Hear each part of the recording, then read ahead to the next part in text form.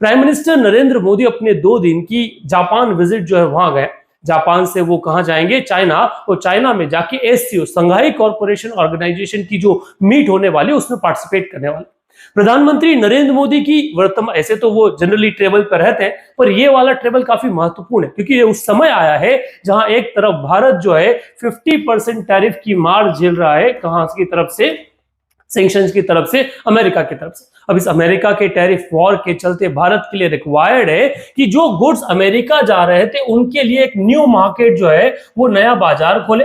और आने वाले समय में अमेरिका के साथ इजी होने का तो अभी रिसेंटली नहीं लगता कि कोई चीजें जो है वो पटरी पर आएगी। तो उस कंडीशन में भारत की इकोनॉमिक का आधार पर डिफेंस टाइज में और साथ ही साथ एनर्जी सप्लाई में जापान और चाइना जो है वो महत्वपूर्ण रोल प्ले कर सकते हैं। सो वर्तमान की विजिट जाने से पहले प्राइम मिनिस्टर नरेंद्र मोदी का एक ऑफिशियल स्टेटमेंट जो है वो उन्होंने जारी किया, जो पीआईबी ने अपनी जो है वो पोस्ट किया। प्रधानमंत्री नरेंद्र मोदी का कहना है कि we would focus on shaping the next phase in our special strategic and global partnership.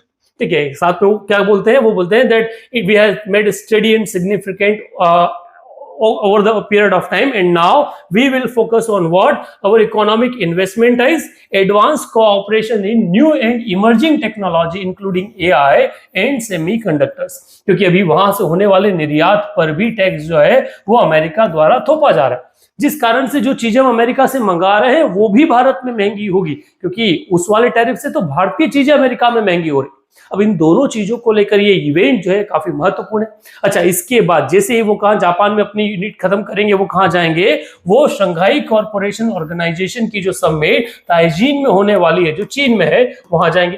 President जिपिंग का जो इन्विटेशन स्पेशली उन्होंने अपने फॉरेन मिनिस्टर के साथ भेजा था, उस पर इन दोनों की बात है।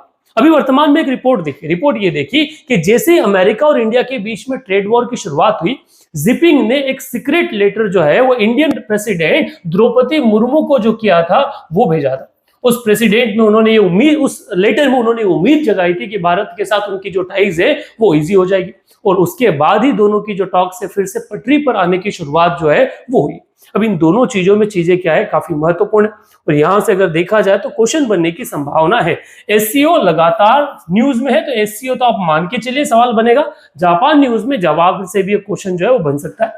सिग्निफिकेंट हमने एक जनरल क्वेश्चन यहां से ड्राफ्ट किया, और ये बेसिक क्वेश्चन आपसे पूछता है, which agreement form the foundation of the India Japan strategic and global partnership? Bharat Japan रणनीतिक एवं वैश्विक साझेदारी की नींव किस समझौते पर आधारित है? First option, comprehensive economic partnership agreement, CEPA, व्यापक आर्थिक साझेदारी समझौता। 1957 ट्रीटी ऑफ पीस, 1957 शांति संधि, 206 जॉइंट डिक्लेरेशन, संयुक्त घोषणा 2006, या फिर act east policy, act east नीति।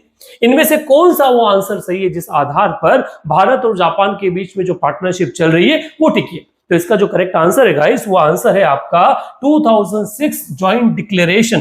प्रधानमंत्री मनमोहन सिंह, डॉक्टर मनमोहन सिंह के नेतृत्व में जो डिक्लेरेशन है वो साइन हुआ, और तब से लेकर हम दोनों जो है वो साथ साथ मिलकर काम कर। पर सवाल आता है, जापान तो हमारा बड़ा पुराना मित्र है, फिर 2006 में क्यों? क्योंकि 1998 में जब हमने क्या किया था, न्यूक्लियर परीक्षण किया था, उससे जापान जो है हमसे खफा हो गया था, और उसी के बाद फिर हमने रीस्टार्ट जो हमारा हुआ वो 2006 के पॉइंट से हुआ। सो ये वो इवेंट जहां से क्वेश्चन जनरली बनता है। ऐसे अगर देखा जाए तो सिविल सर्विस में स्टैंडर्ड बढ़ जाएगा, बट एससीओ तो क्वेश्चन बन ही सकता है जो ऐसे